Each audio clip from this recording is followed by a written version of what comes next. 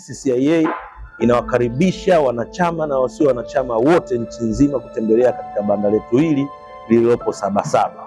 Ukija katika banda hili utapata fursa ya kufahamu au kuelewa ni nini kinapatikana katika chemba hii ya wafanyabiashara.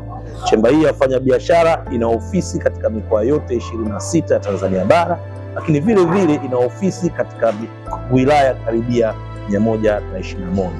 Nini maana hizo ofisi? Maana yake tuna wanachama katika mikoa yote 26, lakini pia tuna wanachama katika wilaya zote 121, na huko tuna wanachama wa saizi ya kati, wa saizi ya chini na wa saizi kubwa ambao wanaitwa corporate customer, na hawa wako katika maeneo tofauti ya kilimo, biashara pamoja na viwanda. Moja ya fursa ambayo inapatikana ni uelewa katika cheti cha uasili ambayo inaitwa certificate of origin. Ukija hapa kama mfanyabiashara unaweza ukajua ni matumizi ya cheti cha uasili, yani certificate of origin. Hii certificate of origin ni kama passport ya kusafirisha bidhaa zako nje ya nchi. Unapotaka kusafirisha let's say mazao yako katika kupeleka soko la China au India au sehemu yoyote ile nje ya nchi, unatakiwa uwe na cheti hichi cha uasili ambacho kinajulikana kama certificate of origin. Na sisi kama chemba ya wafanyabiashara tumepewa certificate hii kuitoa na serikali toka mwaka 1999, na tunatoa katika soko la East Africa, tunapeleka katika soko la SADC, tunapeleka katika soko la ECOWAS, tunapeleka katika soko la China, lakini vile vile tunapeleka katika soko la India, na sasa hivi tunapeleka katika soko kubwa hili la huru la Afrika, yani Africa Continental Free Trade Area. Kwa hiyo ukija hapa wewe mwanachama ama usio mwanachama na mfanyabiashara ambao unapeleka bidhaa zako nchi za nje, ni muhimu sana kutumia cheti hichi cha uasili ili uweze kupata nafuu, kwa sababu ukitumia cheti hiki unapokwenda kupeleka bidhaa yako nje ya nje, kuna unafuu wa kikodi unaopata, unafuu katika ushuru wa forodha unakuwa ni chini zaidi.